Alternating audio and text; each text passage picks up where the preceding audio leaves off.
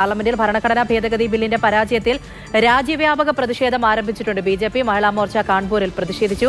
ഡൽഹിയിലും ബിജെപി വനിതാ നേതാക്കളുടെ പ്രതിഷേധമുണ്ടായി. വിഷ്ണു പ്രസാദാണ് വിവരങ്ങൾ നൽകാനുള്ളത്. വിഷ്ണു, ഈ ഭേദഗതി ബില്ല് പരാജയപ്പെട്ടു എന്നതുകൊണ്ട് ഈ പ്രശ്നങ്ങൾ അവസാനിക്കില്ല എന്നുള്ള കാര്യം ഉറപ്പാണ്. അതിന്റെ പ്രതിഷേധവും തുടങ്ങിയിട്ടുണ്ട്. അതും വനിതകൾ തന്നെ പ്രതിഷേധത്തിന് ഇറങ്ങുകയും ചെയ്യുന്നുണ്ട്. എങ്ങനെ ഈ പ്രതിഷേധം മുന്നിലേക്ക് കൊണ്ടുപോകാനാണ് ഇപ്പോൾ നീക്കങ്ങളുള്ളത്? വിവരങ്ങൾ.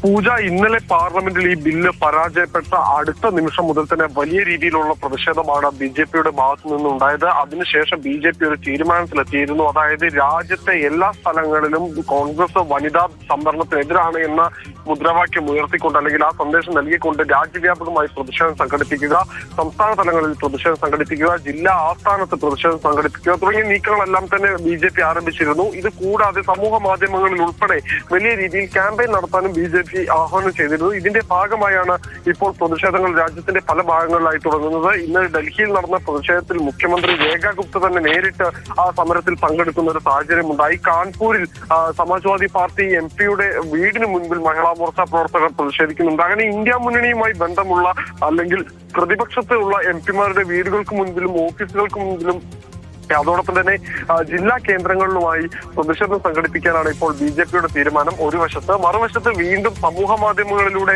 ഈ വനിതാ സംവരണം ഒരു ചർച്ചയാക്കി ഉയർത്തിക്കൊണ്ടുവരികയും അത് പരാജയപ്പെടാനുണ്ടായ കാരണം ഈ കോൺഗ്രസിന്റെ നിലപാടാണ്. അവർ വനിതാ സംവരണത്തിൽ നിന്ന് പിന്മാറിയതാണ് എന്ന നിലയിൽ പ്രചരണം നടത്താനുമാണ് ഇപ്പോൾ ബിജെപി തീരുമാനിച്ചിരിക്കുന്നത്. പൂജ.